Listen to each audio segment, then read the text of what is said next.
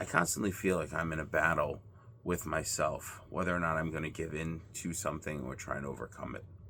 Happens a lot when you're exercising, especially if you're running or you're doing something really difficult.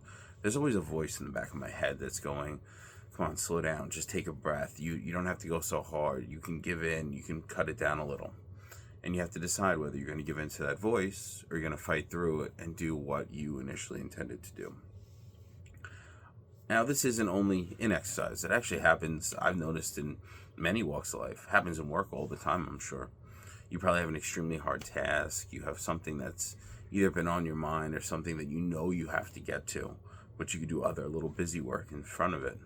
And you have to decide which one are you going to prioritize. I know it happens to me all the time. We have these things called to-dos at work, and you just have to move them forward, whether it's a month, 2 months, whatever. And it's an unbelievably low friction, really easy thing to do, but at the end of the day, it doesn't really do the work. You know the work that you have to do, whether it's do the research on the case, do the motion work, call a client. Yeah, ticking a box is easy. Doing the work isn't.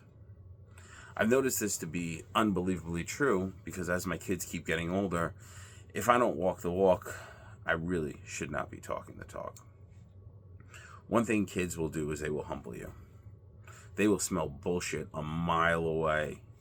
And they will say, well, Dad, are you doing that? Oh, did you do that? Perfect example is if you want your kids to read and you are not reading daily, you don't let them see you reading or doing anything like that, maybe you can force them to do it, but I can assure you, you're never going to get them to want to do it on their own. Now, maybe I'm wrong. Maybe your kids like to do it. But in my experience, kids will follow my example that I set through action way easier than anything I have ever said to them.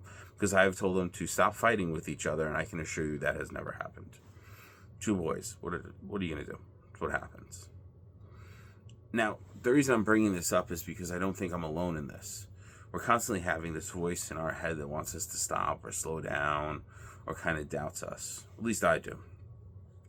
And it's not easy. You have to keep going. You have to keep fighting. And the only way that I've ever seen to overcome this is I constantly remind myself of what my plan was going in or what I said I would do before I started to hear that voice. No, I'm going to run that 1 mile today.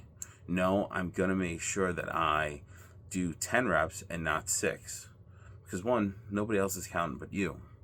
But you'll know whether or not you lived up to your part of the plan. And one thing that I've started to notice, especially as I've read more psychology kind of going into it, is whatever you practice, you're going to reinforce. So if you practice cutting down, cutting corners with work, not going all the way, guess what? That's what you're going to show up and do in life. And if you have kids, they're going to watch that example and they're going to follow that. So the question I was asked to you is, do you want the example that you set to be one that shows that you're cutting corners? I know that I've cut corners at times. I'm not proud of it. It's something actually I kind of sometimes feel shame about. And I think anybody else who was trying to set an example would also feel that way. I know I had done this one motion once at work, and I rushed through it. I really didn't put the time into it. I had been putting it off and putting it off and putting it off.